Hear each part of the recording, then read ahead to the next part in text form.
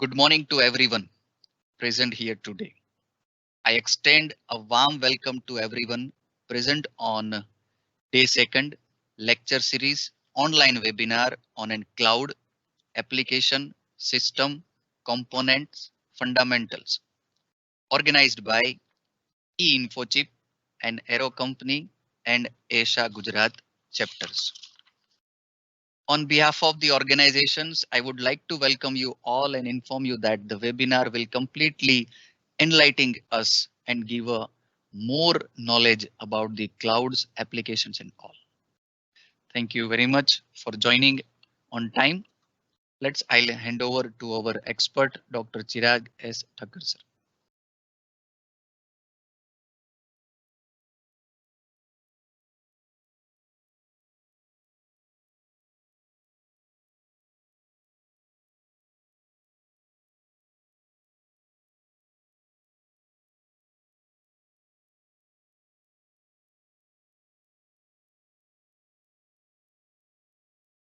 Thank you. Thank you very much.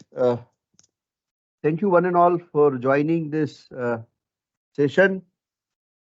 Uh, Let me convey my wishes and regards on this festival of colors.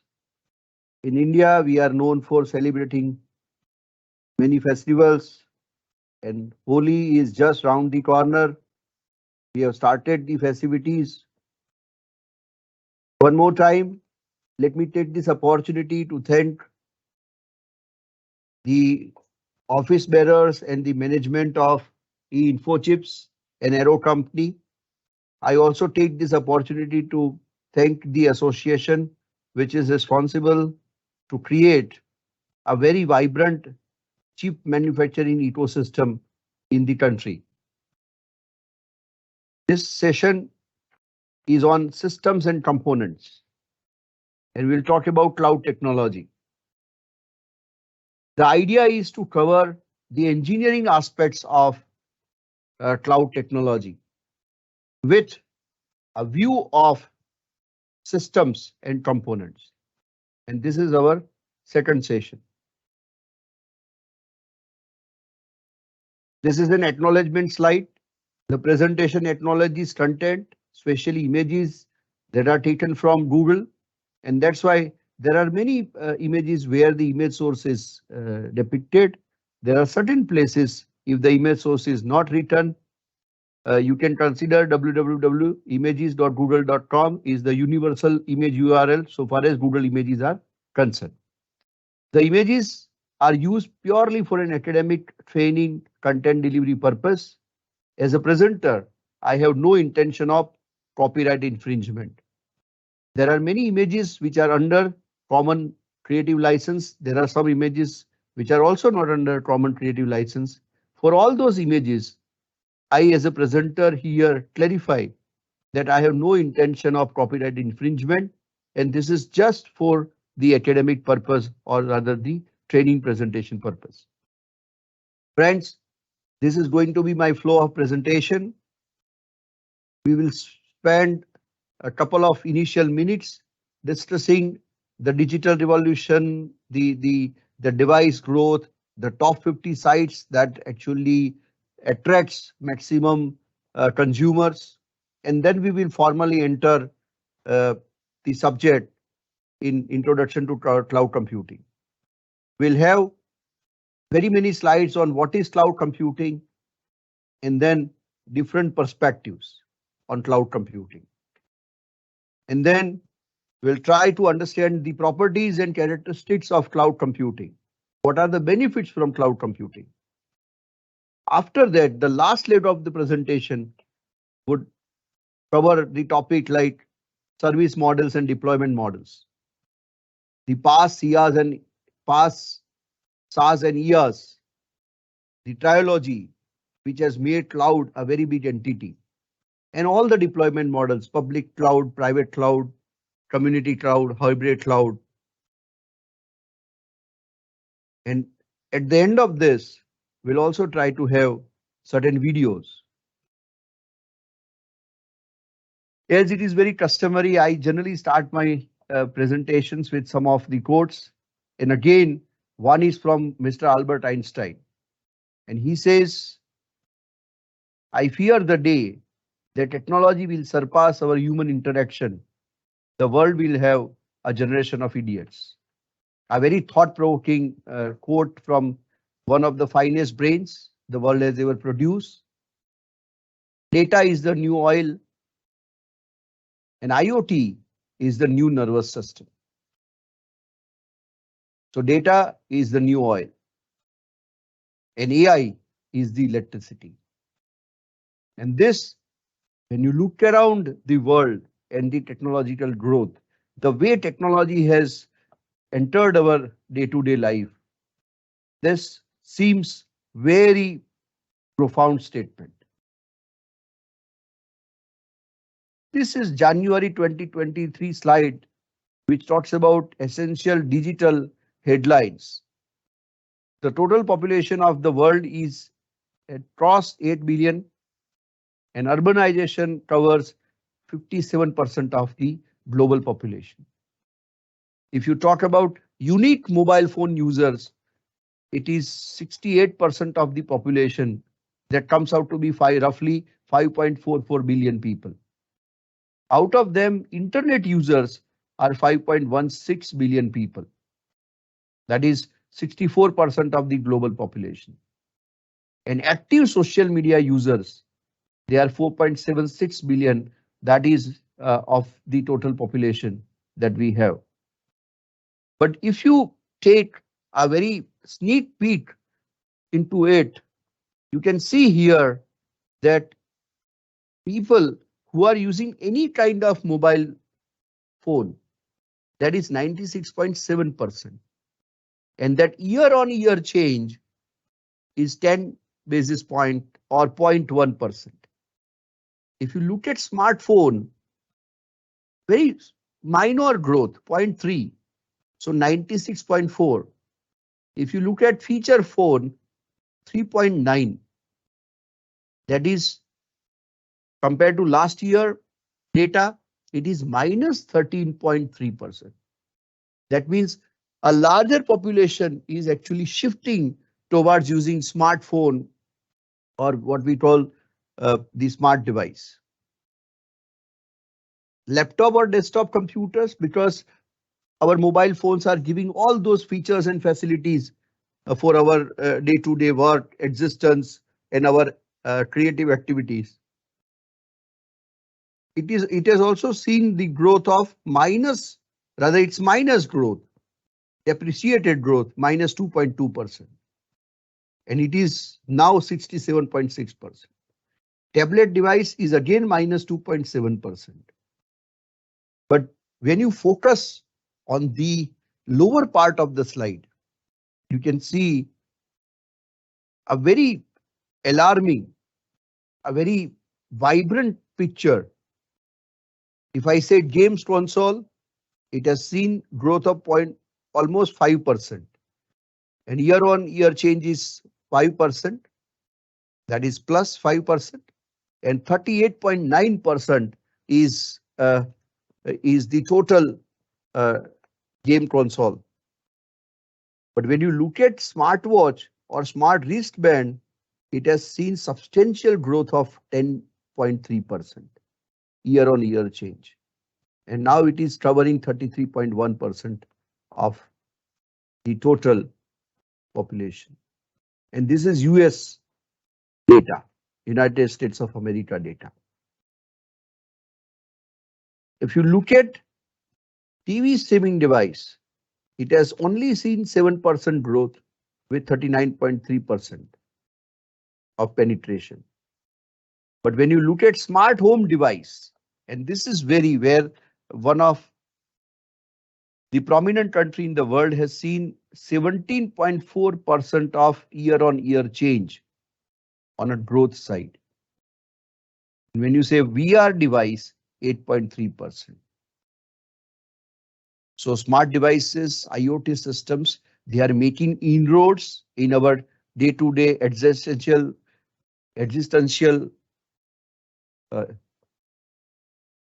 arena. And this VR IoT is really making a very big growth.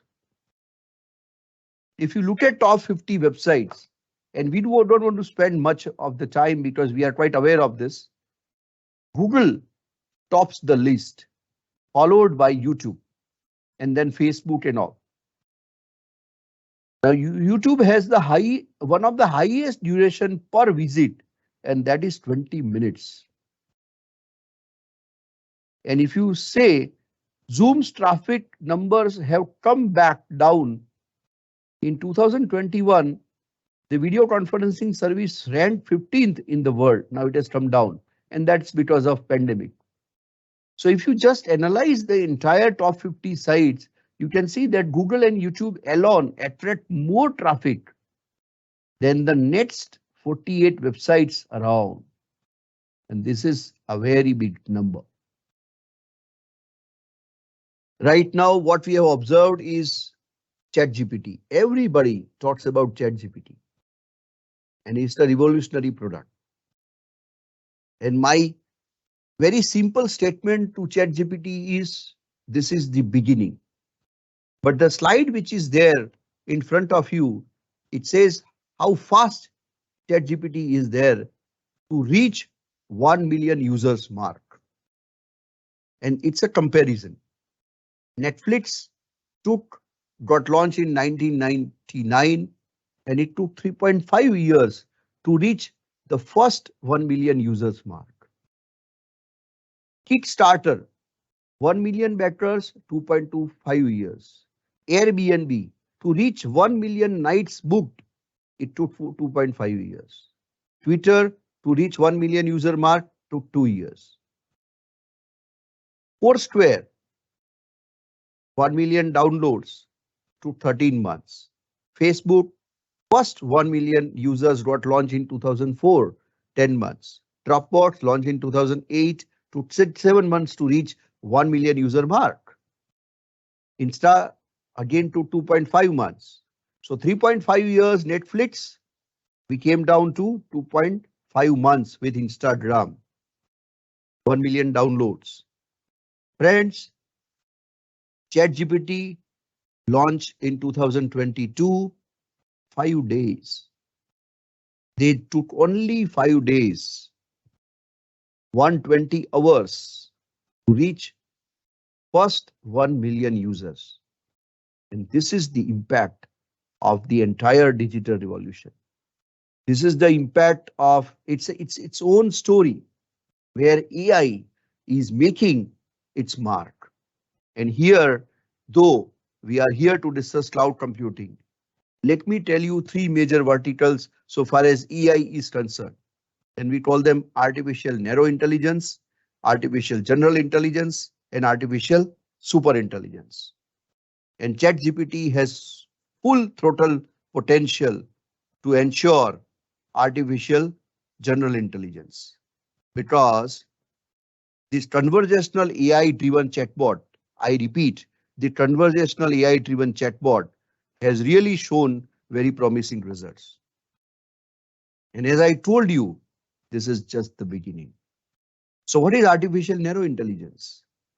Self-driving car, any AI application or machine learning driven application, which is very good for that particular domain, for that particular area, is artificial narrow intelligence. Because my self-driving car cannot play a very simple game of chess. And my chess playing program, who can defeat one of the finest chess champion, cannot make a jump like a robotic solution. That is artificial narrow intelligence. And then artificial general intelligence and artificial super intelligence. Artificial super intelligence would be that point where the machines would have all potential to surpass the human intelligence. And artificial general intelligence is the machines will have all that general capability of the human. Anyway, so ChatGPT 5 days is a very alarming signal, and it's very great news for all those who work in AI, machine learning, IoT, blockchain, AR, VR, mixed reality, because technology has really made humans feel that they are digital citizens. This slide actually talks about the dominance of these five major companies. And this dominance has created its own territory, which we call digital territory. And this digital territory, in a long run, may prove to be a challenge to many of the federal governments also, because the corpus on which they are sitting is huge sums. Apple, Google, Meta, former Facebook company, Amazon, and Microsoft. And this is how this ubiquity, the point which we discussed yesterday, that cloud computing is ubiquitous. So devices and their ubiquitous nature. And you can see there, they are almost everywhere, whether in form of tabs, pads, boards, sensors, uh, feedback devices, edge connections and all. So with this initial technical chit chats, let us enter the topic, introduction to cloud computing. And if you concentrate on the figure, you can see here that it is through many devices and it is through many moods also that we are directly, indirectly, we are hooked to cloud services, cloud facilities, cloud platforms, cloud applications. So obviously, what is cloud computing? If there are five people who are blindfolded, they can have their own view of cloud computing. But if we take an engineering perspective of understanding properties and characteristics of cloud computing, we have to move to this slide. In our humble opinion, we always feel that cloud computing is a paradigm of computing. It's a computing model, a new way of thinking about IT industry, but not any specific technology. It's a completely new way of looking at the entire ICT fraternity. So what are the central ideas that surrounds the concept of cloud computing? Utility computing, services, because yesterday also I told you it's a service driven model. It's a service driven model, service oriented architecture. And because there are two major players, cloud service provider and cloud consumers or service consumers, there is a document called SLA, Service Level Agreement. So we'll try to understand the central ideas and then we'll take these properties and characteristics. And what I have done, I have made groups, and in each group, there are certain technical parameters that we will discuss. So scalability and elasticity, high. Availability and reliability, high. Manageability and interoperability, high. Accessibility and portability, high. And high performance and optimization. So these are the prominent characteristics of cloud. But properties is better word because the inherent properties of cloud has to support scalability, availability, manageability. And there are enabling techniques, hardware virtualization, parallelized and distributed computing, and web service. So this slide, which has no single figure, actually talks about the entire skeleton of today's session. So as I told you, these are the properties and characteristics that we are going to discuss today. Scalability and elasticity. And in that trait, the parameter that we will focus would be dynamic provision and multi-tenant design. Availability and reliability. For that, the points, the parameters, they are important. fault tolerance, system resilience, and system security. Manageability and interoperability. And what we are discussing is we are discussing cloud as in utility computing. And when we look at cloud as in utility computing, with a glass through of SOA and SLA, we can say manageability and interoperability. And into that, we will have a very engineering view or perspective of what is control automation, what is system monitoring and billing system. And then we'll switch over to accessibility, portability. In that, we'll have a couple of slides dedicated for uniform access and thin client, and then performance optimization, in which we will discuss load balancing, job scheduling, and parallel process. So these are all the properties and characteristics, which is almost 50-55% of today's presentation, so far as this unit 2 or session 2 presentation is concerned. So let us visit central idea. And what is our mantra? Is cloud as utility computing. Cloud through the lens of service-oriented architecture and service level agreement. So everything service, everything consumer, consuming services. So central ideas into that, the major point for any developer engineer consider is perspective from user. So let us have the user perspective. Let us try to understand in plain text. Users do not care about how the works are done. Instead, they only concern about what they can get. Users do not care about what the provider actually did. And that's why we use the word user transparent. Yesterday, I told you, user doesn't bother whether your data is in Bombay or Mumbai data center or it is in Bangkok data center. Or if you provide him results in less than 2 milliseconds, he would be very happy. So users do not care about what the provider actually did, how many copies you are managing for that particular file or resource.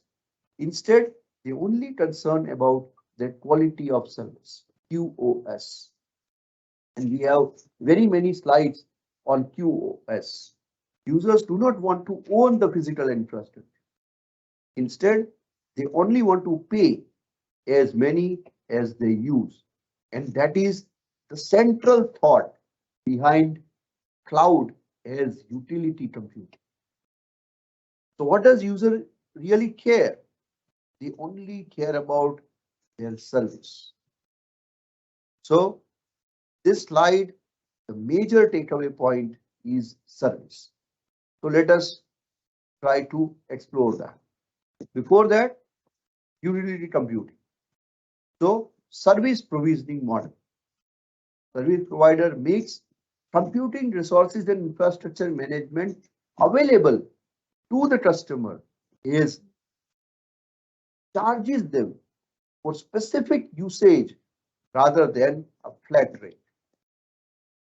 Because a flat rate for entire day, entire month, entire week is not acceptable. Try to make this flat rate as dynamic as possible, as concise as possible. So charging them for specific usage rather than a flat rate.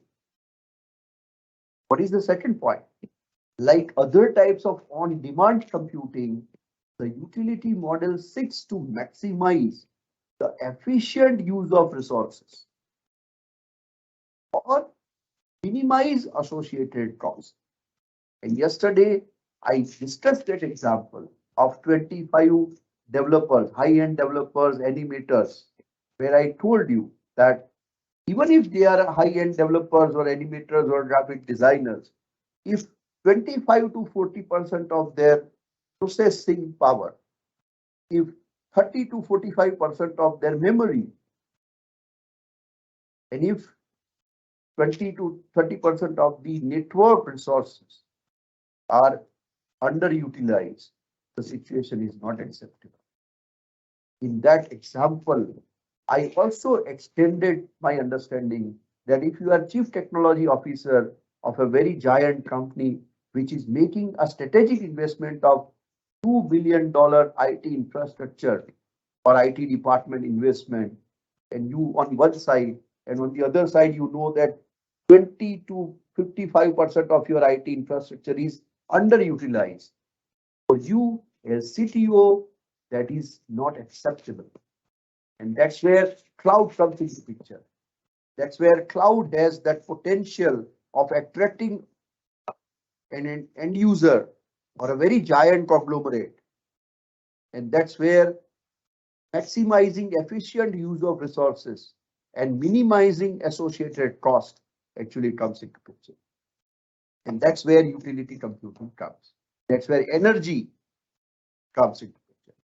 So for us, whether it is compute, whether it is storage, or whether it is network resources, the three major verticals of cloud computing. For us, they are utility. We bundle them as utility when we are a cloud service provider, and we consume them as utility computing as cloud service consumer. So now coming to that central idea, what is a service? And a very bookish or pedagogic definitions you will observe in this coming 3 to 4 slides. Bear with me. Service is what you connect together using web services or through web portals or through web applications. Service is the endpoint of a connection. So what are the functionalities of a service? A service should be well defined, self-contained, and should not depend on the context or state of the services. And that's why ideal services in service-oriented architecture have features like interoperability. They are loosely coupled. They are stateless in nature. So let us discuss that. What is a web service? And again, this is a pedagogy definition. Web service is self-describing and stateless modules that perform discrete units of work, and they are available over the network. Web services providers offer APIs that enable developers to exploit the functionality over internet rather than delivering full-blown applications. And that's why we have that language dedicated to it by World Wide Web Consortium, W3C, World Wide Web, W3 Consortium, C. Web Service Description Language. It is expressed in XML, which includes both data types and messages. And there are 4 types of operations. One way, where messages are sent without a reply required, request and response, sending and replying messages, solicit response, and notification. You are aware of it. Service-oriented architecture.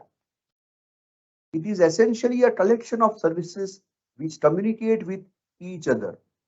And it contains a flexible set of design principles used during the phases of system development and integration. And SOA is not revolutionary concept. It's an evolutionary concept. Companies have to adapt to these design principles, which are well defined by W3C, World Wide Web Consortium. It provides a loosely integrated suite of services that can be used within multiple business domains. And the approach is, this is how we implement service provider and service consumer. And this is a request response figure, which is on this slide. Now I come to quality of service. 2 words. And there are many parameters associated with them: fault tolerance, availability, maintainability. This we call QoS. This just refers software engineering subject which you have gone through perhaps in your engineering courses. Quality of service is a set of technologies for managing network traffic in cost-effective manner to enhance user experience for home and enterprise environment. And now QoS becomes a broad term that is used following area: customer care and technology. But here, this reading text is not the intention of keeping this line. To this august audience, I would like to brief here that the idea is to introduce another term, which is QoE, quality of experience. Friends, in cloud computing, in service-oriented architecture, we have moved far ahead than QoS. That does not mean that we don't require QoS. Every single parameter under the umbrella term of QoS, yes, they are required. But now, because it is social networking side, it is 4K and 1080p video streaming. Here we talk about jitter, which is one of the QoE parameter, quality of experience. So now companies who are developing APIs, companies who are developing microservices, companies who are launching new portals for the developers, for the project leaders, for the software or application architect. Now their target is not only QoS. They have moved far ahead and it is called QoE, quality of experience. And jitter is just one example. There are many QoE parameters which are considered nowadays while developing services. Customer care evolutions and technological evolutions are 2 points of this slide. Let us take a very quick view of them. QoS is measured in terms of issues that has an impact on the experience of the customer, and they produce a negative effect on the goods and services received by the customer under scrutiny. And technological evolutions, QoS has to do with the efficient operation of the various systems, and they have to adjust the procedures and adapt the software programs and code to achieve the desired effect for the available resources. So this is again very pedagogy part of QoS. And with this, let us enter service level agreement. And this is a general definition of SLA. Service level agreement is a contract between a network service provider and a customer that specifies usually in measurable terms. That is, when I say measurable terms, the QoS parameters. What services the network service provider will furnish. Now here you change the word network and you use the word cloud. The service level agreement is a bi-party agreement between cloud service provider and cloud consumer in measurable terms. And if you recall my previous session, it's a legal document, it's a technical document, and it is a service document also. And what are the common content in contract? Uptime, downtime ratio, system throughput, response time. What are the problem management details, penalties for non-performance, and documented security capability? They all are very much part of SLA. Scalability and elasticity. When we say scalability and elasticity, our main mantra is to say that we need a world without any limitation. So what do we mean by scalability? Let us just try to understand the definition. It's a desirable property of a system or a network or a process, and it indicates the ability to either handle growing amounts of work in a graceful manner or to be readily enlarged. If I develop a site which has 3 clicks today, may get 300 tomorrow, and maybe 30,000 day after tomorrow. The same site may observe 3 million clicks a day. So if my website of my web page is hosted on a cloud server in a very seamless manner, the accessibility of this web page or website has to be handled by that particular cloud service provider. That's what I mean by scalability. And when I say HEATS, it includes interactive nature of my end users with my website or website functionalities. What is elasticity? The ability to apply a quantifiable methodology that allows for the basis of an adaptive introspection, that is elasticity. Scale up, down, elastic in nature. And this elasticity will ensure that the service do not go off air and my server is not down. It gives you the same response time. It gives you the same quality of service features. But if I want to achieve these properties, scalability and elasticity, as a developer, as an engineer, what should I focus on? And that's why when I started this session, I was categorical that this is an engineering perspective session. So I have to propose a very good dynamic provisioning and multi-tenant design. So let us understand them. So first thing first, dynamic provisioning is what? Is a simplified way to explain complex network server computing environment. So it's basically a computing environment which is hosted on complex network server or a normal network server, where server computing instances are provisioned. So we provision instances, machine instances, server instances, computing instances, or we deploy them from administrative console or client application. By whom? Server administrator, network administrator, or any other enabled user. It's a bit complex definition. Let us try to simplify the understanding of dynamic provisioning with an example. So this is the example. Friends, you can see in traditional computing model, there are two common problems. And to understand dynamic provisioning, let us try to understand them. Here on the left hand side of my slide, you can see a graph, resources versus time. So resources on y-axis, time measured in days 1, 2, 3 on x-axis. And that's a demand. So it's the curve actually shows the demand. And it is taking the peak, coming down, again taking the peak. So you can see that perhaps it's day demand. So every day it takes peak. Let us assume a corporate company or an IT company.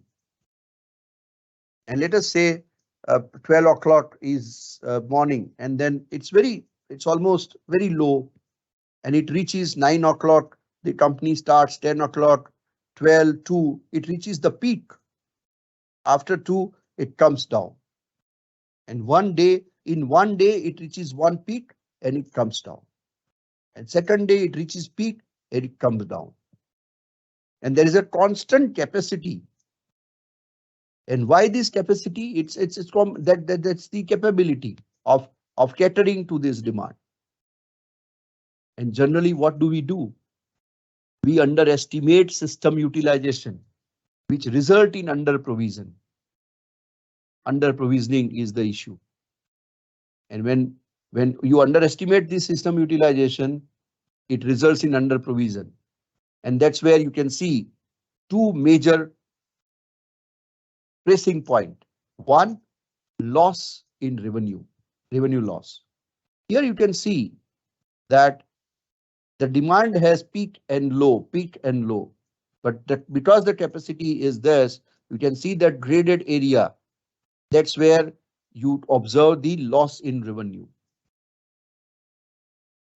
And if you keep your capacity that way and under provisioning, then you can see loss in users. You lose users. And ultimately, you lose users, and that's why demand is also getting subsidized. And that subsidizing demand is nothing but users have left your portal or application. They might have switched to some another company, maybe. Now, what if we don't underestimate? In that case, you overestimate. Let us see the figure. In dynamic provisioning, what happens if I overestimate system utilization, which results in low utilization? So I have this demand graph, resources versus time. and there is a peak and then low, then peak. That's demand graph. And I keep my capacity very high. And between this demand and the capacity, what you can see here, this is my unused resources. So if I keep my capacity constant and reasonably low, I have two chances: loss in revenue, loss in terms of number of users. And loss in terms of number of users, ultimately, it's under provisioning. If I keep my capacity high, if I keep more provisioning of let us say servers, compute servers, or computing capability, unused resources, and this unused resources is almost equal to that of used resources. So from this figure, if I just make a very simple judgment, I can say that it is almost 50% of my resources are, or less than 50% of my resources are used to cater to the demand requirement. How to solve this problem? You have to dynamically provision the resources. That is the solution. Let us visit the third slide. So cloud resources should be provisioned dynamically. So here, friends, you can see my capacity here is still bit high and unused resources are still. So from this, let me match the demand in terms of capacity provision also. And that capacity provision is nothing, it is dynamic provisioning. So here you can see that my demand and my capacity, I compute server or server provisioning capacity is almost hand in hand. It is also getting mapped with the demand. So this is where the dynamic provisioning is there. So cloud resources should be provisioned dynamically. But when I see this, there are three major observations. Number one, you have to meet seasonal demand variations. If I handle Amazon Prime, and if it is fully, or if it is a long weekend, more seasonal demand. If I say India, Diwali, Eid, many festival seasons, seasonal demand. Meet demand variations between different industries, banking sector, auto sector, pharma sector, healthcare. So to meet demand variations between. So when I say dynamic provisioning, my dynamic provisioning should not go in flat rate. In this graph, it is really matching. It is really mapping my capacity and demand is really mapping very good. So my underutilization, overutilization, everything is addressed. But while dynamic provisioning, these are three major parameters I have to consider. And meet burst demand for some extraordinary events, like football World Cup, like T20 matches played in a city of Ahmedabad. In that case, you have to, these are extraordinary events. And for that, you have to dedicatedly, you have to give more resources, more storage, because that's where more than 1 lakh people will gather in that stadium and they will use this all facilities. The second point, the second parameter to address scalability and elasticity characteristics is multi-tenant design. So here the multi-tenant is a very simple definition of principle in software architecture, where I have to provision a single instance of the software which is running on a server and it is serving multiple client organizations. With a multi-tenant architecture, a software application is designed to virtually partition its data and configuration so that every client organization works with a customized virtual. But we are not enjoying this definition. So let me simplify them for you. So basically what we try to do is, if I have a cloud setup and if I have pool of resources on physical servers, I have many virtual machine instances mapped, and those machine instances will take care of multiple requests from multiple clients, and that multiple clients request mapped onto virtual resources, which eventually are getting catered by some of the rack servers, which are physical servers, is nothing but it's the example of multi-tenant design. So in multi-tenant design, what basically I am going to achieve is I'll handle this pool of resources and the scheduling part and the resource allocation, reallocation and deallocation part in a so effective and dynamic manner that on one physical server or one physical rack server, I can map multiple virtual machines, and these multiple virtual machines will take care of multiple heterogeneous requests received from many tenants who are deployed on my cloud platform. That's what I mean by multi-tenant design. If that is okay, let us try to understand the client-oriented requirements in multi-tenant, because what my client requires. So customization, because the requests which are coming from my clients, my cloud consumers, would be of varying size, would be of varying type, would be of varying context. And in that case, I have to customize. So multi-tenant applications are typically required to provide a high degree of customization to support each target organization's need.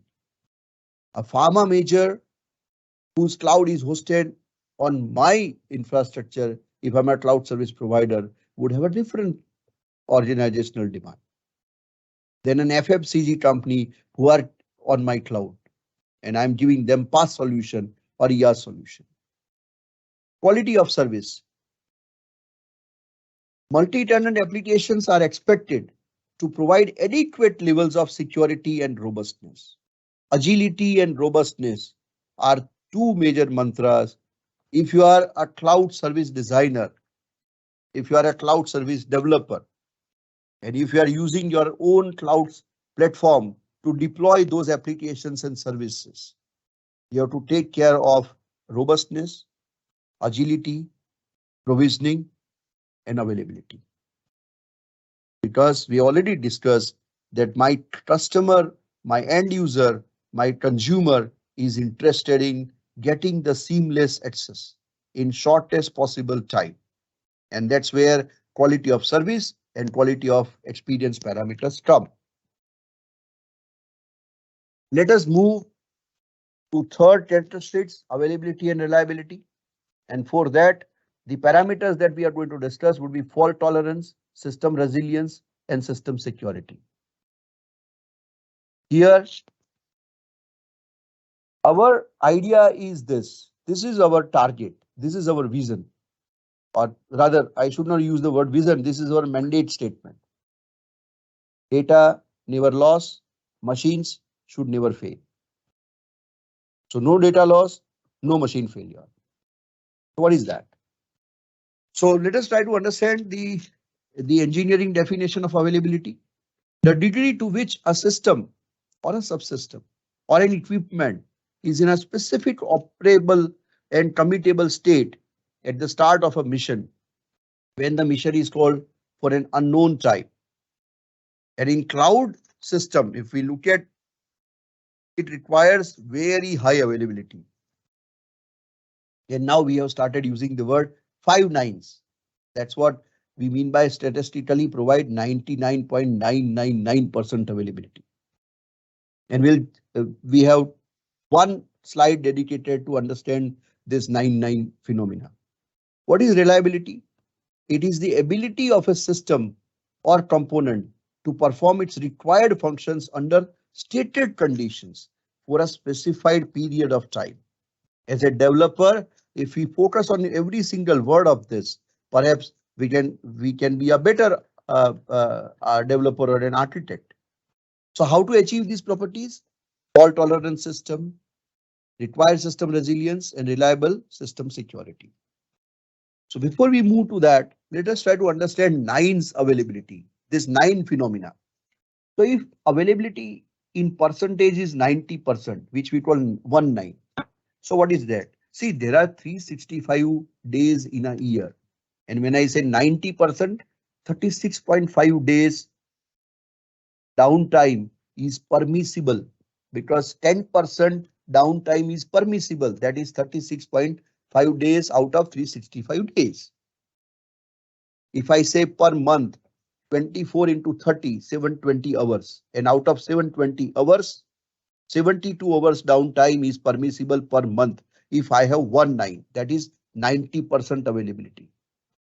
And there are 24 into 7, 168 hours. That's why 16.8 hours downtime is permissible. But 19 is a very low availability benchmark. So what is 29? 99% availability. That means in 1 year where there are 365 days, 3.65 days downtime is permissible. Almost roughly 4 days downtime is permissible, or 7.2 hours per month, or 1.68 hours per day, per week. Sorry, not day, per week is permissible. What if I have 99%? See, during entire year, that is 365 into 24. उसका 99.9% ले लीजिए आप. You take 99% of that, 365 into 24. That is 8.76 hours. Less than half day, or I should say 1/3 of the day. In entire year, that much downtime is permissible. Or only 10 minutes per week downtime is permissible. That is 99.9, only 39. Now we come to where the cloud service provider or these major companies, whether it is Google, Apple, Amazon, Microsoft, they all operate, or that's their bare minimum operation. That is 4/9 and 5/9. What is 4/9? Entire year, only 52 minutes, or roughly 1 hour is downtime permissible. And if you say entire week, for entire week, my server would be up except 1.01 minute if it is 4/9. And as a cloud service provider, if I'm a company like Amazon or Google or Microsoft, if I have promised 99.999 in service level agreement to my cloud consumers, what I mean by 5.26 minutes in the entire year, or only 6 seconds downtime per week, very high. So whether it is 4/9 or it is 5/9, friends, please understand, even this is not achievable if I have all the IT resources in my campus, in my IT department, whether I'm an IT development company or I'm a non-IT company, whether I keep invest lakhs or crores of rupees on my IT infrastructure and IT staff, still 99.99 is roughly, practically speaking, not achievable. And that's why if I get 99.99 by third party cloud service provider, I will definitely adapt. I'll definitely make service level agreement, whether I'm a corporate company or whether I'm an end user. And that is the mantra. And that's why 90%, 78% of the companies, they are on to clouds. And who are not on cloud, they are shifting to cloud. And and that's what Amazon wants, 99.9999, that is 6/9. That is entire year, only 31 seconds downtime. Entire week, only 604 milliseconds downtime. And to give a strong voice to my nines phenomena, here Google Cloud Storage works with 6/9, only one outage in 4 regions and only 17 seconds. Google Compute Engine 99.9859 and hosting.com 99.9999, only 2 outage. So this is where cloud actually operates. And that is why one of the most dynamic and profound organization has kept 2 sessions of 2 hours each for the entire audience on cloud computing. And that's why I always tell that cloud is an enabling technology. There were enabling technology uh, like service oriented architecture, robust processor design, programming development, cost effective storage. They were enablers for cloud to happen. But today, cloud technology is an enabling technology for data analytics, for blockchain, for IoT, for immersive experiences, for cyber security. Because this is where we operate. And once we have achieved this as an utility computing, this is one of the finest example. We can have many examples for fault tolerance, for reliability and all this, but this is one very good example just to imbibe that yes, we have reached, we have arrived. And that's why when I started my session, I said cloud computing is a mature technology. And from these statistics, I can give a strong voice to that statement that yes, cloud computing is a mature technology. Let us move further. Fault tolerance. So fault tolerance is the property that enables a system to continue operating properly in the event of the failure of some of its components. Now here there are three magical words: system to continue, event of failure, and some of its components. Let us move further. If its operating quality decreases at all, the decrease in proportional to the severity of the failure.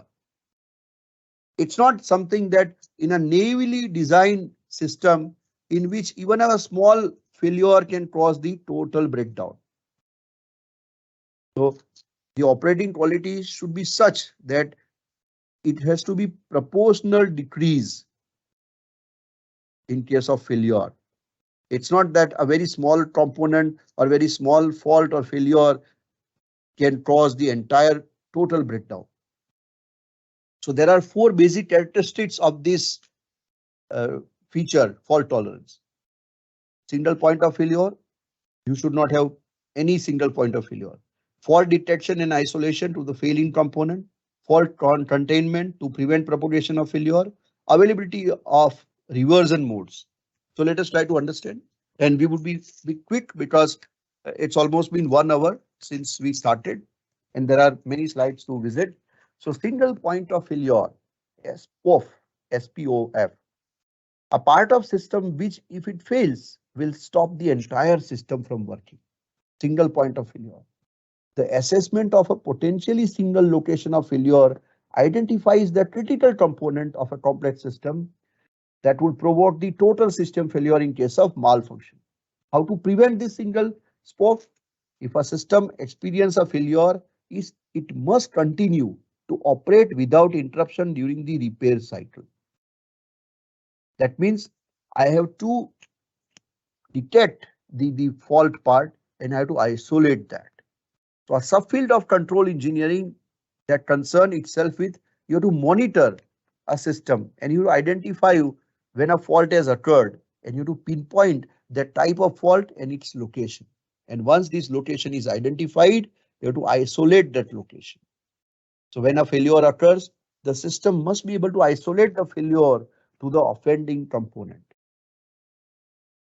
Fault containment. There are some failure mechanisms which can cause a system to fail by propagating the failure to the rest of the system. Now, how to contain that? Because that propagating phenomena is not healthy sign for this entire system to be operational. So you have to set mechanisms that isolate a rogue transmitter or failing component to protect the system are required. Isolation. And that's what in cloud we achieve. If we have 3 virtual machines operating and one virtual machine get infected or hacked, it will only down that particular virtual machine. The other two virtual machines will function or operation as smoothly as ever. So there has to be some reversion modes also, some checkpoints which can be used in managing the state change. So if systems is passing through many states, we can revert back to those checkpoint states. Now, if we understand the fault tolerance, what we aim is system resilience. So what is resilience? It is the ability to provide and maintain an acceptable level of service. That's the bare minimum level of service in the face of faults and challenges to normal operation. So resiliency pertains to the system's ability to return to its original state after encountering trouble. So if I explain the same stuff in other words, because I'm just reading, so I hope you are not getting confused. If a risk event knocks a system offline, if that happens, highly resilient system will return back to work and function as planned as soon as possible. That means, what are the case study questions? If a power is lost at a plant for 2 days, can our system recover? If a key service is lost because of the database malcorruption, can the business recover? These are the typical system resilience. And as a software architect or developer, if you are taking a very positive call to these questions for your system or for your component, perhaps you can build a very resilient system. And this resilient system can make the cloud works. Disaster recovery. It's the process, policies and procedure which is related to preparing for recovery or continuation of technology infrastructure. And it is critical to an organization. That's where. So what are the strategies of resilience? One is backup. Another one is preparing for that. What is backup? Meet data offsite at regular interval or replicate data to an offsite location or replicate the entire system, which might be a very costly affair if the system is large enough in terms of bandwidth and storage. Preparing local mirror systems, surge protector and UPS. System security. What are the security issues in cloud? Cloud security is an evolving subdomain of computer security, network security, and information security. So basically, it refers to a broad set of policies, technologies, and controls that are deployed to protect data, applications, and associated infrastructure. That's the pedagogy understanding of security issues in cloud. So what are the important security and privacy issues? Data protection. You have to protect data from one customer to another customer. Identity management. Every enterprise will have its own identity management system. And IDaaS as a service, we already discussed application security and privacy. Now we come to manageability and interoperability. When I say this, my mandate is I want full control. So what is manageability and interoperability? So manageability is nothing but it is basically, when I say manageability and interoperability, I basically try to target control automation, system monitoring, and billing system. So when I say manageability with respect to cloud or with enterprise, it is enterprise-wide administration of cloud systems. And it is strongly influenced by network management initiatives in telecoms or computing. What is interoperability? It's the property of a product or a system in which interfaces are completely understood to work with other products or systems in present or future without any restricted access or implementation. Now, how to achieve this? System control automation and system state monitoring. So what is control or automation? Now that takes us to a novel term called autonomic computing. Autonomic computing is an ultimate aim to develop, and it is futuristic statement, to develop computer systems which is capable of self-management. And it has many dimensions, self-healing, self-optimization. We'll discuss them. There's one slide dedicated to it. To overcome the rapidly growing complexity of system management and to reduce the barrier of complexity. Another one is architectural framework. It is composed of autonomic components, and this architectural framework can be modeled in terms of two main control loops, and they are local and global with sensors and effectors. Basically, what we try to achieve in autonomic is four functional areas: self-configuration, self-healing, self-optimization, and self-protection. Automatic configuration of components, self; automatic discovery and correction of faults, self; automatic monitoring and control of resources for optimal functioning as per requirements, that is self-optimization; and identification and protection from arbitrary attacks, and that's self-protection. Now, once we understand this, system monitoring, and for that, the word is system monitoring. It is system engineering is a process within a distributed system for collecting data and storing that state data. So basically what we try to do is we try to manage physical and virtual hardware state, resource performance metrics, network access patterns and parameters, and system logs. That's how. And I told you yesterday that if I have a cloud setup, every single resource in my data center is not for cloud provisioning. I have certain resources and certain compute power which is reserved for monitoring and control. And this monitoring and control will help me to build very robust billing system, very robust provisioning model.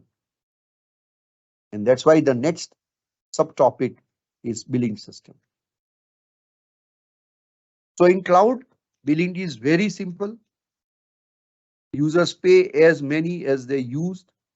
Cloud provider must first determine the list of service usage price. Provider also has to record the resources or service usage of each user and not flat rate dynamically or per hour usage. That's what they practice, the major cloud service providers, and then they charge users by these records. How cloud provider know users usage?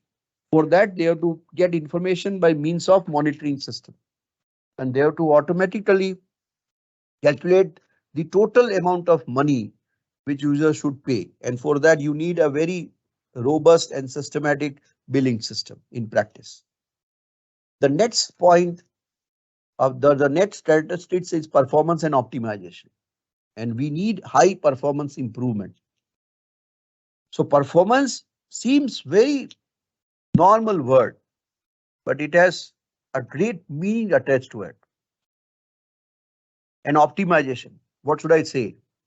As an engineer, as an academicians, we always feel that all the research, whether it is energy sector, whether it is AI, ML, ultimately what we try to do is we try to optimize, whether it is shortest path, whether it is healthcare, whether it is resource allocation, whether it is scheduling. Optimization is the main thirst area.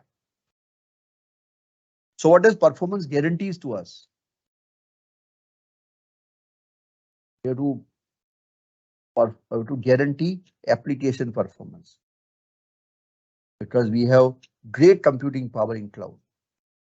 And cloud providers use this powerful infrastructure or other underlying resources to build a very highly performed and highly optimized environment. And once you build that, and that's why we have these commodity servers in data centers, and then deliver the complete service to cloud users. But how to achieve this property? You have to use load balancing, job scheduling, and parallel computing. So far as load balancing and job scheduling are concerned, they are one of the prominent research and innovation domains in entire cloud research fraternity. There are many researchers, There are many developers who actually work on this load balancing and job scheduling algorithm to find out the finest machine learning implementations. Parallel processing is a form of computation in which many calculations are carried simultaneously that we know. And what we try to do is divide them into smaller ones and then solve them concurrently. And if we say bookish way, you can have bit level, instruction level, data level, and task level parallelism there. But when I say data center, when I say cloud implementation, when I say cloud setup, parallel processing has two approaches, hardware and software. In hardware, we address multi-core computer, symmetric multiprocessor, general purpose GPU, vector processor, and distributed computing. And in software, we take automatic parallelism and parallel programming language. Coming to the idea of load balancing. So it's a technique to distribute workload evenly across two or more computers or network links or CPUs or GPUs or hard drives or any other resources. And why do we do that? To get optimal resource utilization, maximum throughput, minimum response time, and to avoid overload. So this resource utilization, throughput, and all this, they are QoS parameters also. So by effective load balancing, actually what you are targeting is you are also targeting QoS. Now, why should we balance load? Resource utilization, system performance, and energy efficiency. And these three are very pressing demands in any of the IT sector company, or for that matter, any manufacturing or setup. Job scheduler is a software application that is in charge of unattended background executions. It's known as historical reasons for batch processing. And we have moved far ahead than batch processing. So we try to schedule a computation intensive tasks, dynamically growing and shrinking tasks, and tasks with complex processing dependency. And what are the approaches we adopt in cloud setup? Predefined workflow, system automatic configurations. And now we come to accessibility and portability. And for that, what is our again mandate? Anyone, anytime, anywhere, it has to be accessible and portable applications. So accessibility is a general term. It is used to describe the degree to which a product or a service or a device or an environment is accessible by as many people as possible. And portability is ability to access services using any device, anywhere, continuously with mobility support and dynamic adaptation to resource variations. And for that, how to achieve these properties of accessibility and portability? Uniform access and theme clients. And this is uniform access. And we all know that web services, web interfaces, and icing on a cake is nothing but browser. Browser is a sandbox environment through which we access. So cloud providers should provide by means of widespread accessing media.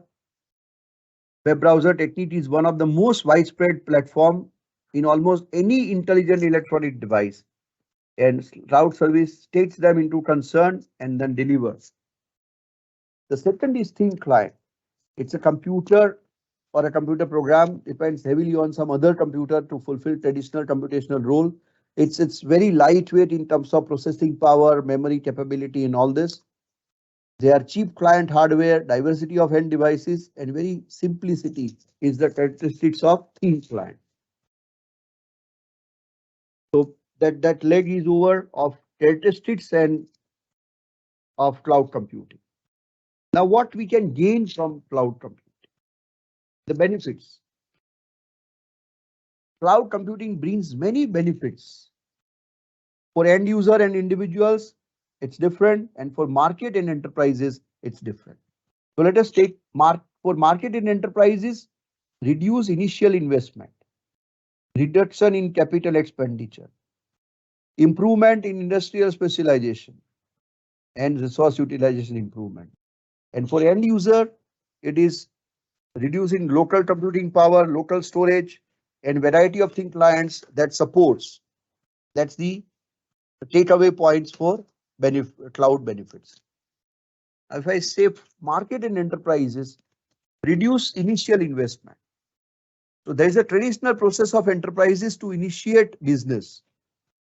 What we used to do, survey and analyze the industry and the market, estimate the quantity of supply and demand. That's how we used to start an enterprise or initiate a business. Purchase and deploy IT infrastructure, install and test the software system, design and develop the enterprise for specific business service, and announce the business service to clients. And whatever the drawbacks in the this discussed enterprise initiation, the survey analysis and estimation may not be 100% correct. Infrastructure deployment is time consuming and enterprises should take the risk of wrong investment. So how can I find out ways to reduce initial investment? So the best solution is you initiate your business with cloud computing services. You normally survey and analyze the industry and market, and then you choose one cloud provider for your entire enterprise deployment or your company deployment. And you design and develop business services upon the cloud environment, keeping that cloud environment features and functionalities and operations in mind. And then you announce the business service to clients. So instead of erecting the entire campus and the company, it is better to go the cloud way. What are the benefits? As an enterprise, you don't have to own the infrastructure. So no capital expenditure and very reduced. So I can say almost zero capital expenditure, almost zero or very minimal, not zero, very minimal operational expenditure. Enterprise can develop and deploy business service in very short time because whether it is PaaS, whether it is SaaS, whether it is IaaS, rolling out new services, rolling out business services, rolling out new business products can reduce from months to weeks, from weeks to hours in short time.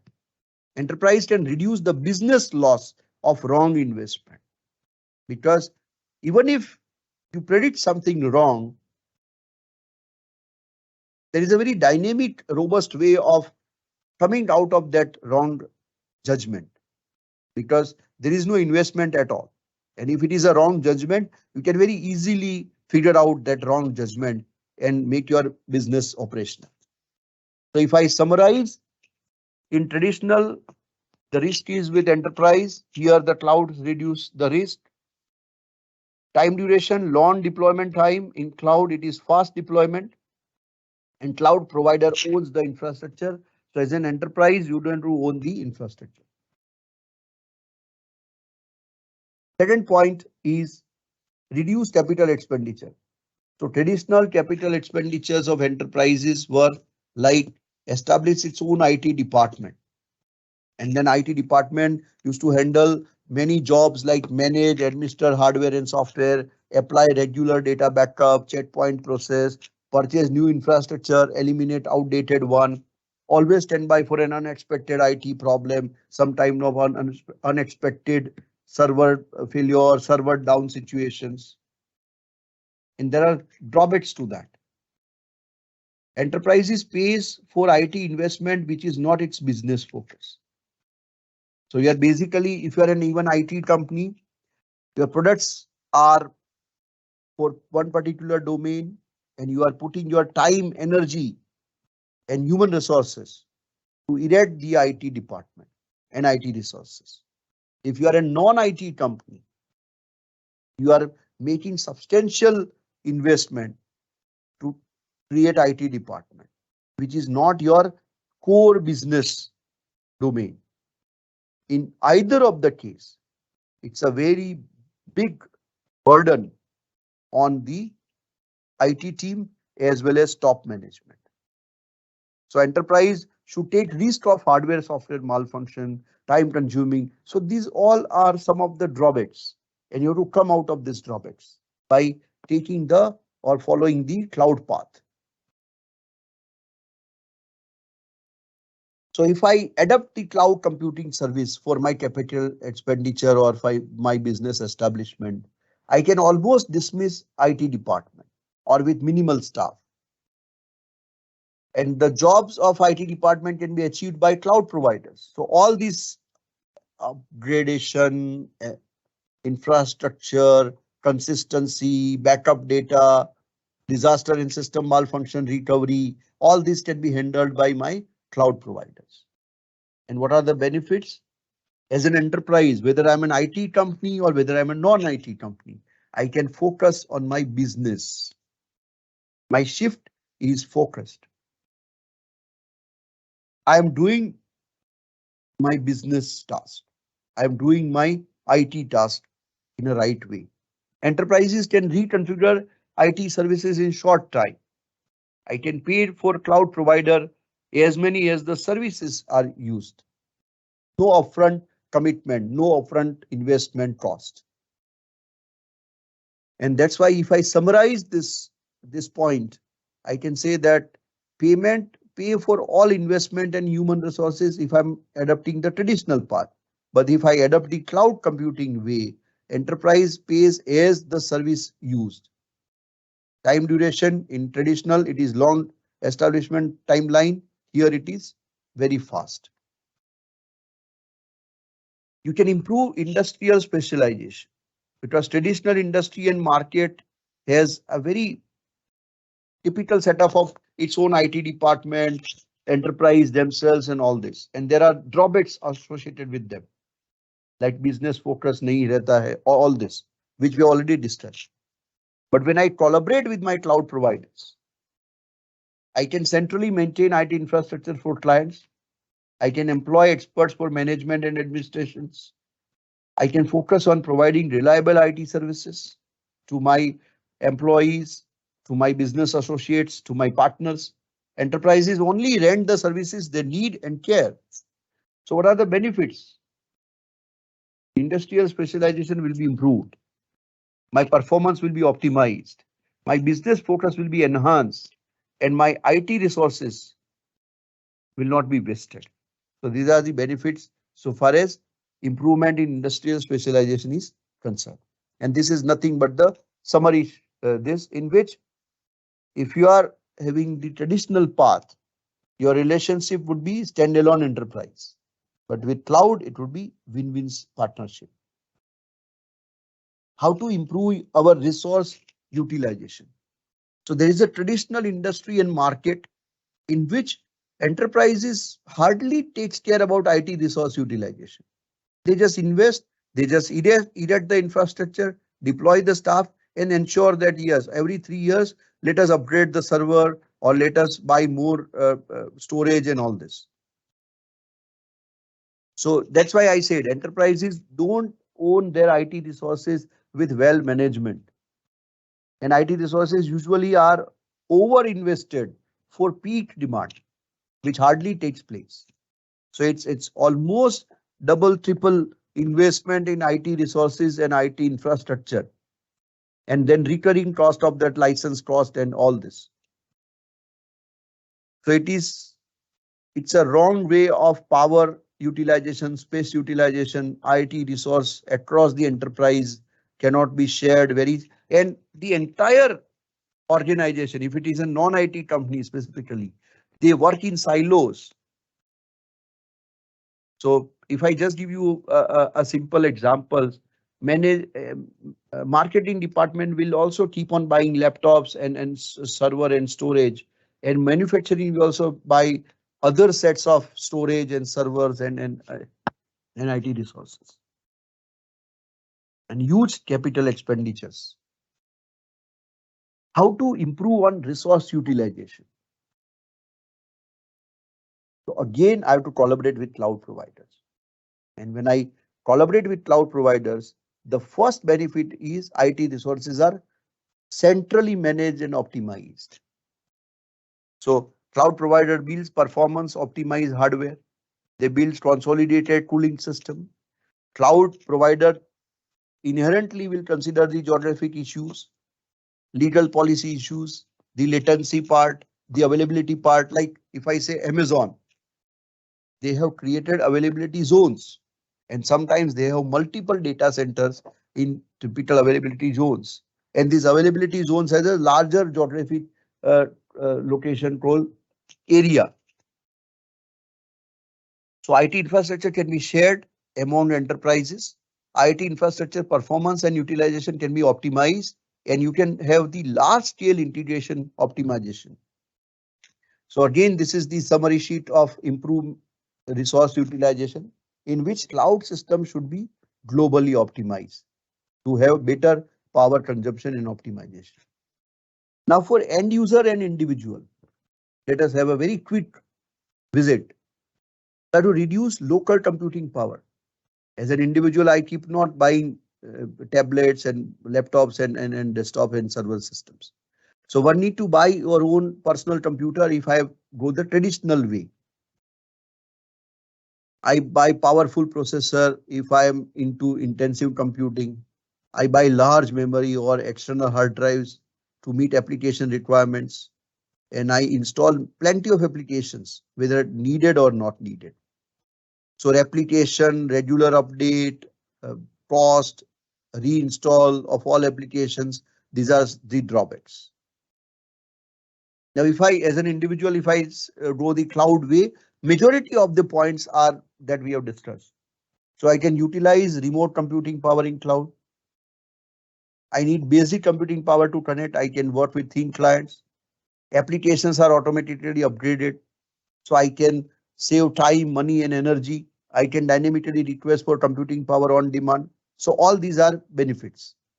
And these are so portability. If it is traditional, it is hard to be portable, but cloud is natively portable. There's no local installation requirements. If I say storage power, traditionally, again, data files, programs, backup, and drawbacks. If I say as an individual, if I adopt cloud, because this is the slide where I adopt cloud as an individual, my programs and data files are stored in cloud. They are available. There is a guarantee of availability, and benefits are dynamically allocations of storage, data anywhere, and I can get data consistency and no data loss due to hardware damage. Variety of end devices. As an individual, computing power is not portable and all this, and I have to ensure that my devices collaborate with cloud services, and if my devices are connected, all the cloud services I can get. And now we come to the service and deployment models. There are three service models: IaaS, PaaS, and SaaS. Infrastructure as a service, platform as a service, and software as a service. And there are four deployment models. And I have taken a different perspective to explain these service models and deployment models. So let us take the service models first and choose the service you need. So let us have a simple analogy which I have found from internet. Suppose you are moving to a new city and you are looking for a house or a place to live. So what is your choice? You will build a new house, or you will buy an empty house and develop it as per your requirement, or you live in a hotel. So basically what you are trying to do is, let us translate this basic analogy to cloud computing. So what if you want to have an IT department? So similar to build a new house in previous analogy, you can rent some virtualized infrastructure and you can build up your own IT systems among those resources. In that virtualized infrastructure, you can build your own IT systems, which may be fully controlled. And if you are doing that, actually you are building a new house. So technically speaking, that is nothing but infrastructure as a service solution. But if you buy an empty house in previous analogy, you can directly develop your IT systems through one cloud platform and you do not care about any lower level resource management. No lower level, no compute botheration, no storage issues, no network resources issues. So technically speaking, you are using a platform as a service solution. And similar to live in a hotel in previous analogy, as per your requirement, you can directly use some existed IT system solutions which were provided by some cloud application service provider. And that cloud application service provider, without knowing any detailed technique about how these services are achieved, and technically speaking, what is that? It is nothing but adapting software as a service. So building a new house, renting virtualized infrastructure and building up your IT systems is nothing but IaaS. Developing your IT system through existed cloud platform or existing cloud platform is platform as a service, and just renting the system solutions from the available cloud application service provider, ASP, application service provider, it is SaaS. So this is the service model overview: SaaS, PaaS, and IaaS, and it is infrastructure, platform, and application. When I say IaaS, there are two major points to consider, and that we will discuss also: resource management interface and system monitoring interface. And infrastructure front, what we have is compute, storage, network, and we manage virtualization and IO. When I say PaaS, what we try to address: control interface, runtime environment, and development tools. And SaaS is mobile device and web-based applications. So let us discuss infrastructure as a service. So it's the capacity provider to the consumer is to provide processing power, storage, network, and other fundamental computing resources. And consumer is able to deploy and run arbitrary software, including operating systems, applications, and all this. Consumer does not manage, or cloud consumer does not manage or control the underlying cloud infrastructure. And it has no control, but it has control over operating system.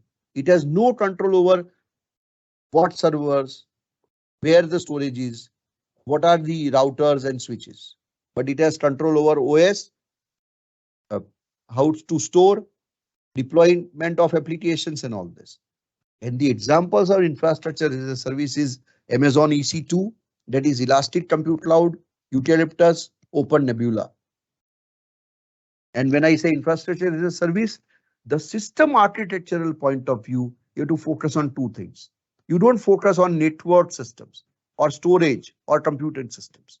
Compute, network, and storage. These are three major categories of infrastructure that can be provisioned through virtualization layer. But system architectural point of view, you are building resource management interface and system monitoring interface if you are a provider. So let us try to understand virtualization, which we already discussed. It's an abstraction of logical resources away from underlying physical resources.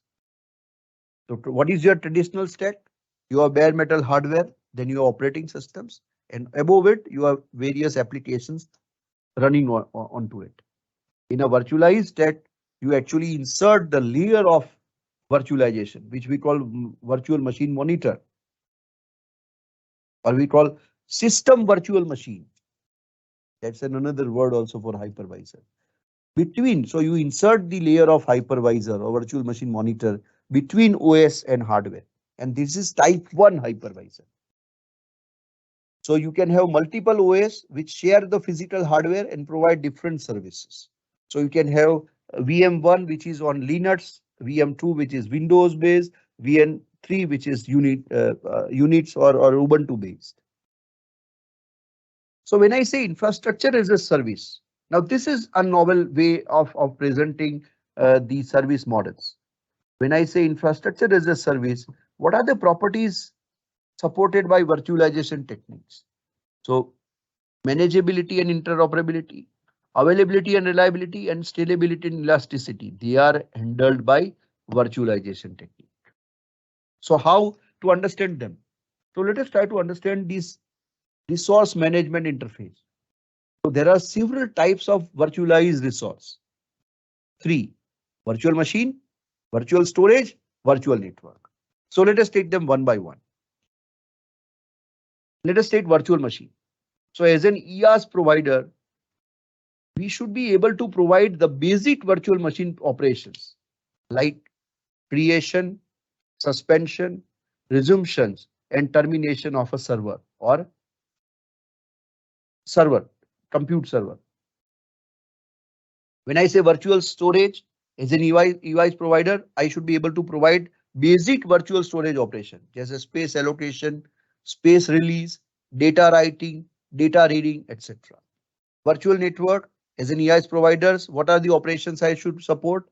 IP address allocation, domain name register, connection establishment, and bandwidth provision. So this is what I provide as a service through resource management interface. So there are several types of virtualized resources like virtual machine, virtual storage, and virtual network. And I provide these services through resource management interface. Then I provide different services in virtual machine, virtual storage, and virtual network domain through system monitoring interface. So what is that monitoring matrix? So let us take virtual machine first.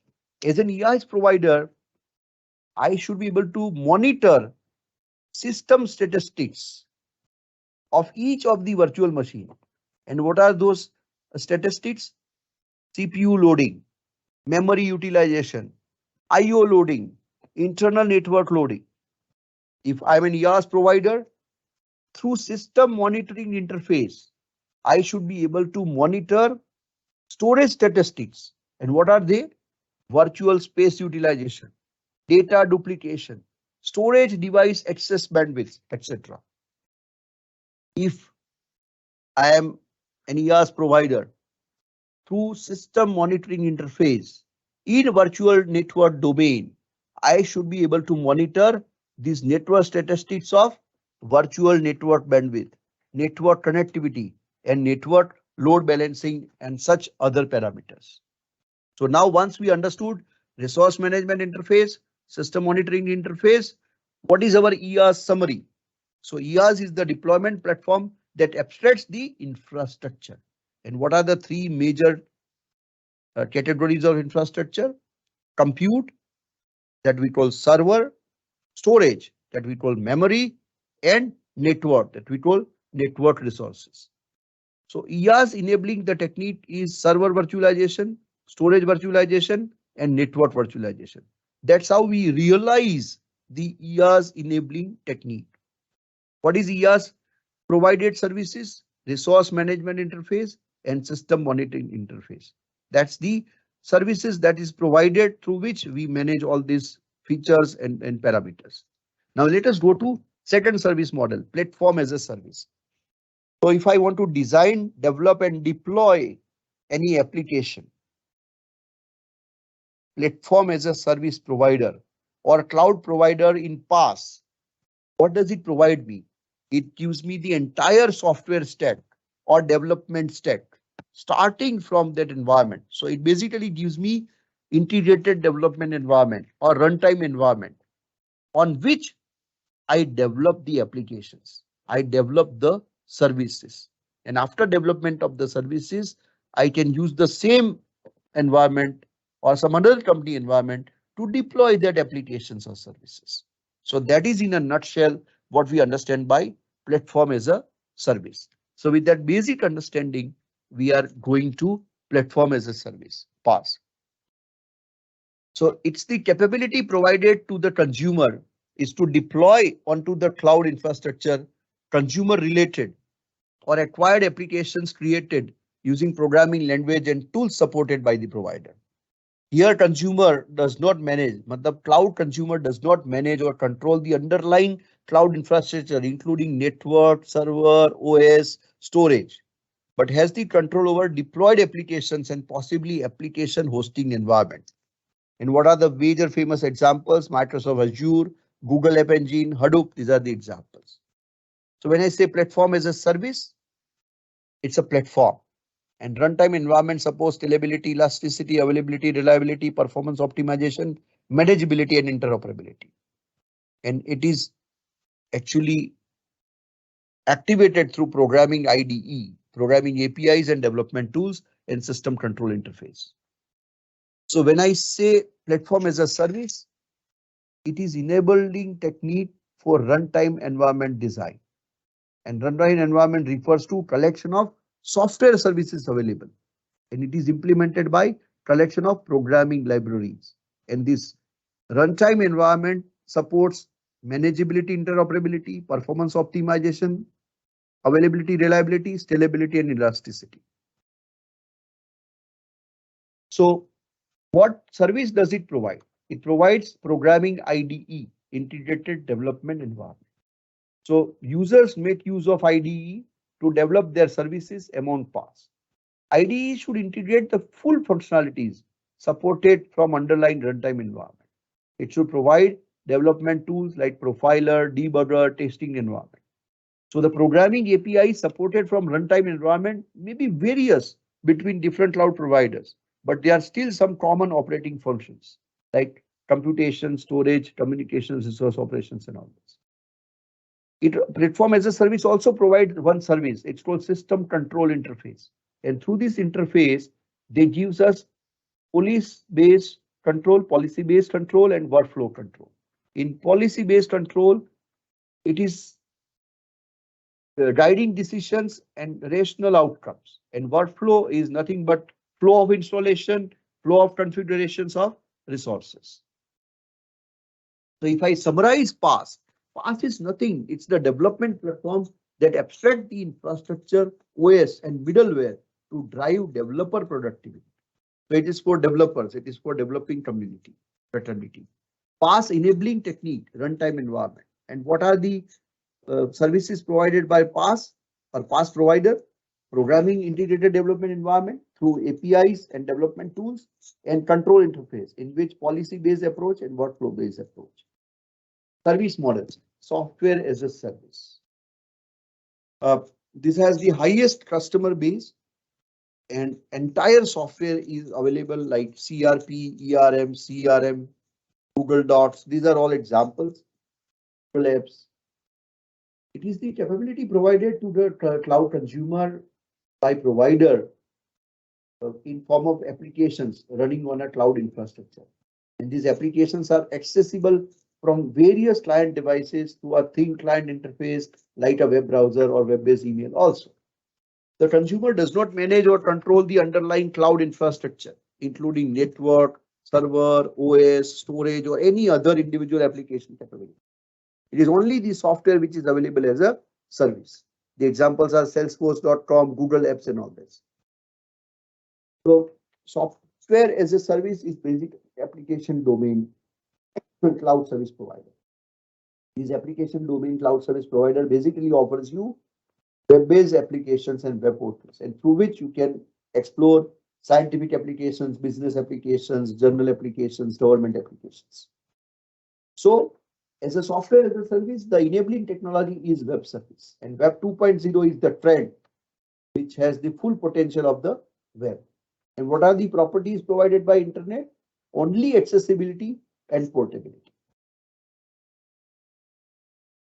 So web-based applications is to which I provide the service as a cloud service provider in SaaS. So I have general applications which are supported like Office Suite, multimedia, instant message, business applications like ERP, CRM, market trading system, scientific like aerospace simulation, biochemistry simulations, government applications like national medical systems, public transportation, UIDAI, DigiLocker, and all this. And how do I provide this service? Through web portals. And there are examples like iGoogle, NetVibes, Yahoo, and all this. So if I summarize, SaaS is a finished application that you rent and customize. That's all. And the enabling technique is through web service. Now we come to deployment models. how to deploy public cloud, private cloud, community cloud, hybrid cloud. So what is a public cloud? It's a cloud infrastructure. It is made available to general public or a large industry group, and it is owned by the organization which is selling the cloud services. It is also known as external cloud or multi-tenant cloud. And this model essentially represents the entire cloud environment. It is open. And there is a cloud burst scenario. If my public cloud can handle only 2 million clicks per hour, and if the million clicks exceeds 3 million, then it's called cloud burst scenario. In that cloud burst scenario, it has to rent the cloud infrastructure from another public cloud or another private cloud. What are the basic characteristics of public cloud? Homogeneous infrastructure, common policies, shared resources, multi-tenant architecture, lease or rented infrastructure, and economies of scale. And that's why majority of the public cloud are owned by the giant techno companies or techno giant companies because they work on economies of scale. Private cloud. There are two types of private cloud: on-site private cloud, off-site private cloud.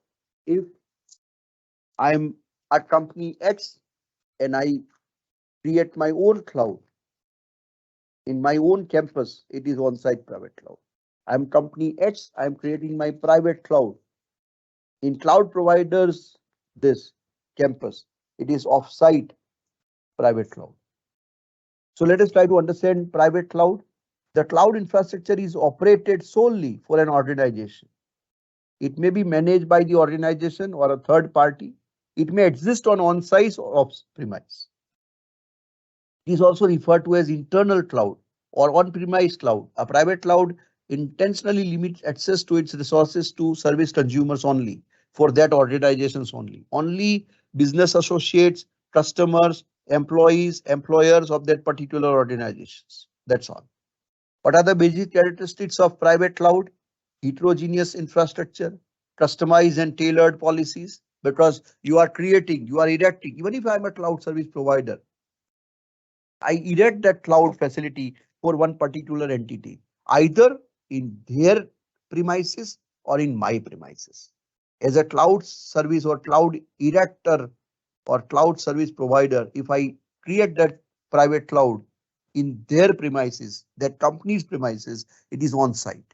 If it is in my premises, it is not in that company's premises, it is offsite. And that's why in-house infrastructure, end-to-end control.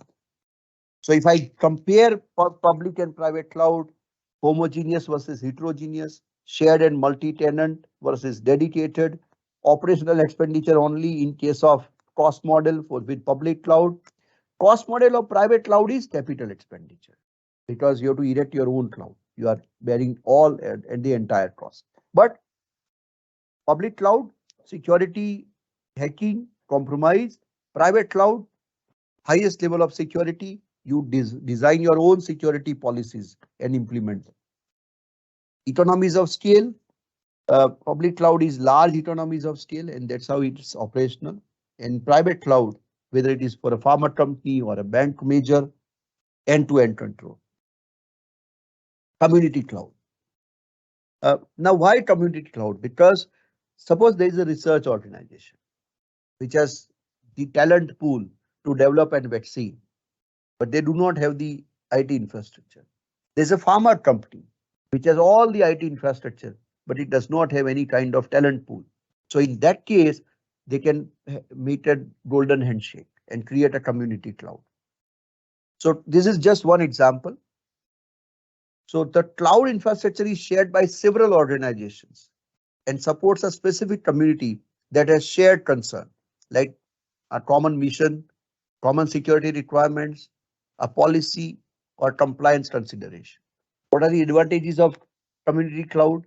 Easy collaboration, smooth data sharing, cost-effective solutions, better security and data privacy. And hybrid cloud. So I can take the combinations of private community or private public or public community, and I can create a cloud infrastructure that is composed of two or more clouds, and it remains unique entities that are bound together by standardized or proprietary technology. And it enables data and applications portability. And that's where cloud bursting for load balancing between clouds. So if I'm a private cloud and I can only handle 50,000 requests per hour, and if it exceeds 60,000, then it will definitely make the remaining 10,000 plus requests, it will divert them to public cloud with which I have the service level agreement. So cloud bursting scenario is one of the finest example to handle the hybrid cloud kind of setup. This is the cloud ecosystem in which public cloud, private cloud, community cloud is shown with EAS, PaaS, and SaaS.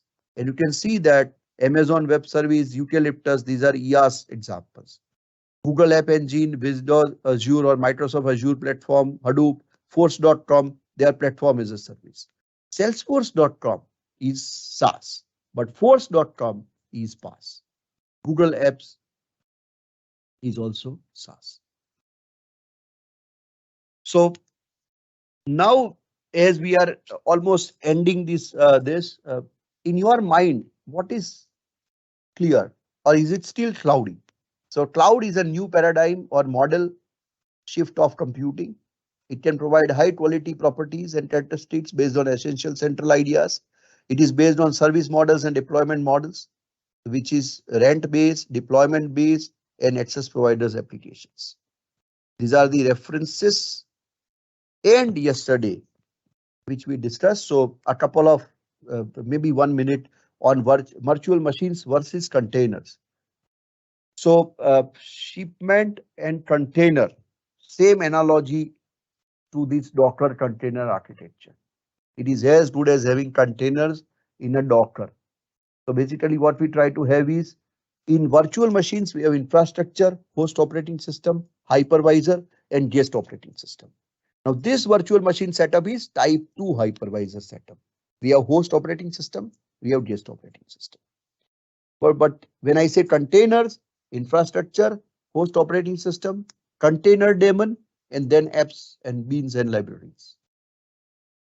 So what is a Docker? So Docker is a software development tool and a virtualization technology. It makes it easy to develop, deploy, and manage applications by using containers.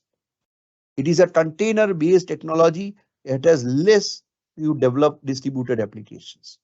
And this is your data centers or VPC. That's where physical servers are there, operating systems, Docker engine. And this Docker engine also has, you can have two ways, type 1, type 2. Hypervisor, then Docker engine for specific set of applications and another Docker engine for another specific set of applications. Thank you very much. Thanks for your patient listening. And if possible, perhaps we may have one video because we are running short of time. Thank you. And then we will take the question answers.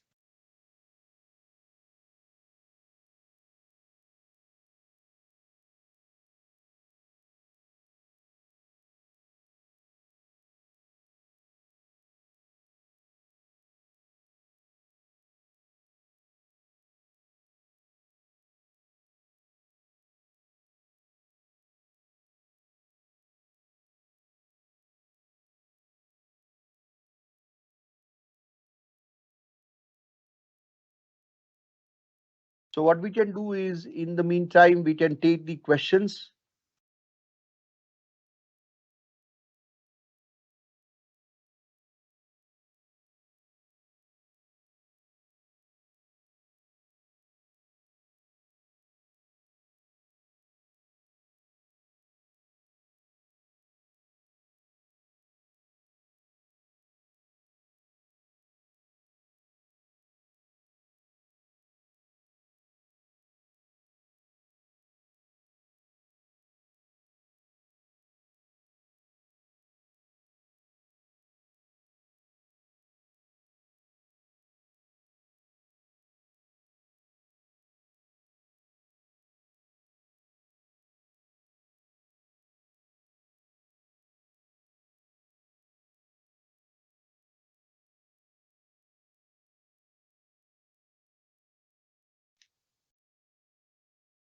So let us use our time in an optimum manner. Let us watch the video and take the questions to save the time.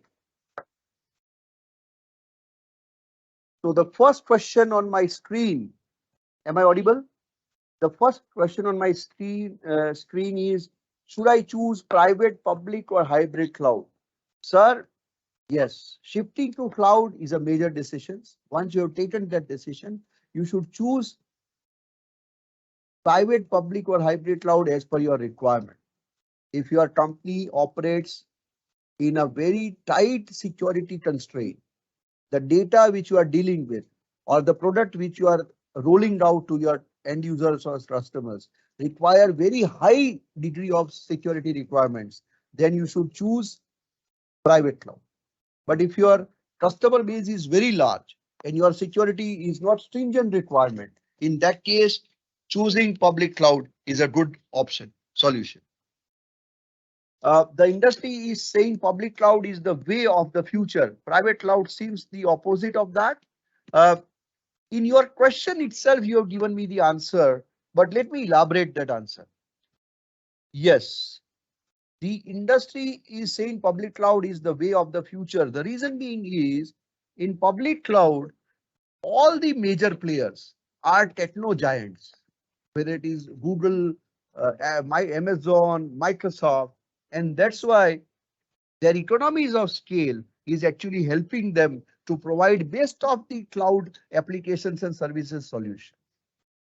In case of private cloud, only the major conglomerates or major giant companies can afford, because those companies have already made billions of dollars of IT investment. So they already have the infrastructure. Maybe a company like Tata's or a bank like HSBC. If they already made millions or billions of dollars of investment into IT, in that case, they can use the same IT infrastructure to hire a cloud solution consultant who can help them erect their own private cloud. So in that case, private cloud is a very good solution. Otherwise, yes, for an end user or for small organizations or MSME companies, definitely this is uh,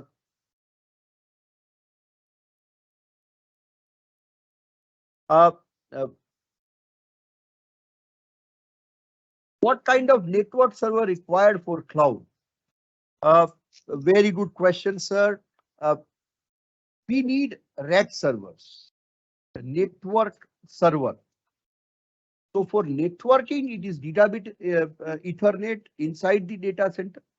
So far as network server is concerned, there are many Cisco, Microsoft products which are there catering to specific requirements. But here I can take your question with a pinch of salt. I can say here that when you are targeting the network server, actually what kind of network capability you are targeting? Are you targeting the gateway functionality, or you are targeting the routing and switch uh, task, or you are targeting the firewall setup and the related stuff? So based on that, perhaps you can choose the network server. Can we keep capacity red line at center? Uh, uh, Maybe I'm not still getting your question. Can we keep capacity red line at center? Capacity building exercise and capacity red line, I'm a little bit confused, but yes, perhaps you can adapt to that. How about blockchain based cloud storage? Yes, blockchain based cloud storage is the future. Basically, what you try to address here is the cloud capability interwoven with blockchain features. So if you want to implement, if you have that level of peer-to-peer setup or that level of uh, distributed the security requirement, then yes, blockchain-based cloud storage is a good solution. What about security of data on cloud? Uh, there are concerns. I admit that. Security of data on cloud is a matter of concern, but service level agreement is one document in which you can keep this. You can also ensure that all that hard drives on which your data were kept should not be reused. There are such agreements also where they have to strictly follow the process of uh, demolishing the hard drives which were once used to store your data. So there are various security parameters which can be taken care of. But yes, if my data is hosted on third party cloud premises or third party on cloud provider, then data security is definitely a pressing point, and you have to make, depending upon your requirement, what kind of data you are dealing with or your company is dealing with. So yes, you can keep that. As a student, we want to learn and practice. How can we learn? Yes, very good questions. Uh, there are NPTEL video lectures. There are Coursera on cloud, and there are many like Aneka cloud platform. There are many Linux-based cloud platform. And if you just want to have the first hand this, there are two tools also. One is Cloud Sim, another one is Cloud Analyst. So as a beginner, you can attend a Coursera, you can configure Cloud Sim and Cloud Analyst. That's how you begin. But my sincere advice to you is, if you really want to be a good know-how developer with cloud technology, I advise you to take either Aneka or any Ubuntu Linux-based cloud platform and practice like Eucalyptus and all this. Is having a hyper converged environment the same as private cloud? Uh, Hyper converged environment and private cloud should not be compared, because private cloud has different mission statements and hyper converged environment. And here, sorry to say, but you have not specified that what are your mandate statement to have the hyper converged environment, because hyper converged environment has varying objectives. So if you could have explained your objectives, perhaps I could have given you a better answer. Should I choose private cloud? We have already discussed this. Yeah. For a small scale or personal solutions, can we use edge computing to perform the cloud operations? Sir, very good question. We have discussed cloud at a greater length. Cloud is where you are actually keeping. Edge computing is uh, doing this localized computing is near as the source of data generation. So there are locations where data is generated and you have the need of intermediate processing before sending that data to cloud. In that case also, you need edge computing. In the second case, there is an IoT kind of applications where data is generated locally and you have some very low level computing requirements to avoid unnecessary delay in the IoT setup. In that case also, you can employ edge computing.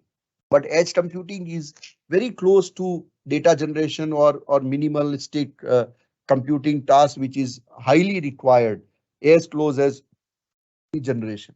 Otherwise, cloud is good. So that's why edge computing has a different word. It's called fog computing also. So cloud and fog. So fog is for smaller duration, cloud remains for a larger duration, larger in size. So same way, edge computing has a very short lifespan because intermediary computing, that's where edge computing or fog computing has a role to play. So thank you, the eInfoChief Saro company. Thank you, the association which has invited me, the association which is responsible to have the enough awareness and setup for VLSI Chief Manufacturing and Design, Electronic Association for Chief Manufacturing and Design. And thank you, the top management of InfoChips. Uh, Thank you, people who has helped us to cater to you. Uh, Thank you very much. Be motivated, stay focused. Thank you very much. Thank you very much, sir. It has been such an honor to be a part of this wonderful event. On behalf of the organization, I would like to extend my heartfelt gratitude to our esteemed speaker, Dr. Chirag Thaker. Sincere thanks to all who directly and indirectly with this session. I would like to thank all of you present here for making the time to be with us today and helping us make this event a grand success. Thank you one and all present here. Thank you very much.